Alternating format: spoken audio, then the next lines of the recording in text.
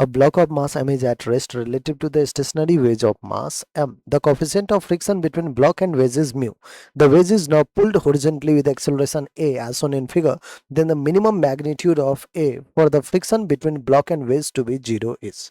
बच्चों ध्यान से अगर देखें तो इस ब्लॉक का अभी हम रेस्ट पोजीशन में एम इस एम के रिस्पेक्ट में एम रेस्ट में है, इसका मतलब जरूर इस पे जो फोर्स लग रहा होगा एम पे वो एक तो नॉर्मल रिएक्शन इधर लग रहा होगा जिसको एम जी का कॉस थीटा बैलेंस कर रहा होगा, इसका अलोंग द इंक्लाइन एक M G sine theta component लग रहा होगा।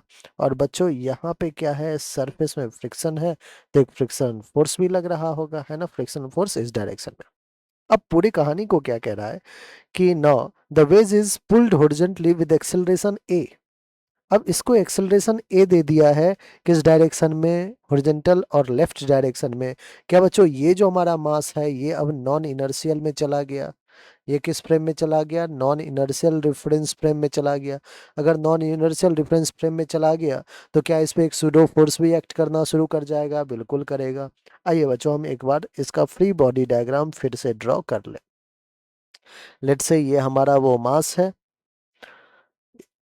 जो इस पे अलोंग द इंक्लाइन फोर्स था वो था एम जी साइन थीटा नीचे, फ्रिक्शन फोर्स ऊपर, नॉर्मल कुछ इधर, नॉर्मल टू द इंक्लाइन, और M G cos theta component ऐसे। ठीक है। अब हॉरिजॉन्टल ध्यान से देखिएगा, ये जो अलोंग थीटा वाला यही एम जी साइन थीटा है, अलोंग इंक्लाइन वाला। ये एंगल कितना है बच्चों, ये एंगल थीटा है तो हमने थीटा बना लिया। अब इसमें एक्सेलरेशन हॉरिजॉन्टली दिया है तो क्या एक हॉरिजॉन्टली आपको सूडो फोर्स एक्ट करवाना पड़ेगा जो कि मास इनटू एक्सेलरेशन होगा, mass of this small block into A acceleration. चलिए सूडो फोर्स तो एक्ट कर गया।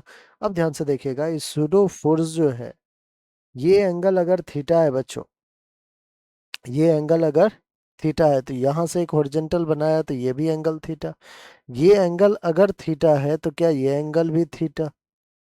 ठीक है, ये रहा ये, और ये रहा, सॉरी सॉरी सॉरी, ये एंगल नहीं, ये एंगल नहीं, ये तो नॉर्मल रिएक्शन है, और ये था हमारा एम ए। ये अगर थीटा है तो ये एक लाइन और ये एक लाइन, ये एंगल थीटा होगा, ये थीटा होगा तो एम ए के दो कंपोनेंट, एम ए का एक कंपोनेंट इस डायरेक्शन में, एम ए का एक कंपोनेंट इस डायरेक्शन में, थीटा के साथ वाला कॉस थीटा, थीटा के परपेंडिकुलर ये M A sine theta. Alright बच्चों, तो एम ए का भी कंपोनेंट बन गया। अब देखिए मुझे क्या कह रहा है कि फ्रिक्शन फोर्स भैया तुम्हें जीरो करना होगा। फ्रिक्शन फोर्स होता क्या है, mu into N, mu into N कह रहा है कि जीरो करना होगा। ठीक है, आइए करते हैं एक बार। एन पहले फाइंड तो कर ले।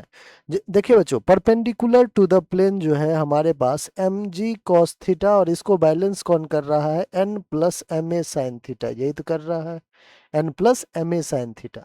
मुझे यहाँ से नॉर्मल क्या मिल गया, M G cos theta, M G cos theta minus M A sine theta मिल गया। ये मुझे यहाँ पे म्यू इंटू एन की जगह लिखना है M G cos theta minus M A sine theta which is equals to zero.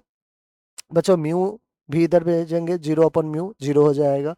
So M G cos theta minus M A sine theta किसके इक्वल हो जाएगा, जीरो के। कुछ कैंसिल आउट हो रहा है, हाँ मास मास कैंसिल हो रहा है। बच्चों एक्सेलरेशन ए साइन थीटा इधर भेजेंगे पॉजिटिव हो जाएगा, जी कॉस थीटा के इक्वल हो जाएगा, और हमें तो चाहिए एक्सेलरेशन, एक्सेलरेशन हो जाएगा G cos theta by sine theta.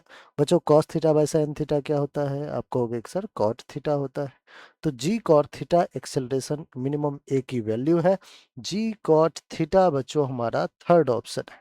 ठीक है, इमेज प्रिंट हो गया, थीटा है ये, तो जी कॉट थीटा थर्ड जो हमारा बिल्कुल करेक्ट ऑप्शन है। ऑलराइट।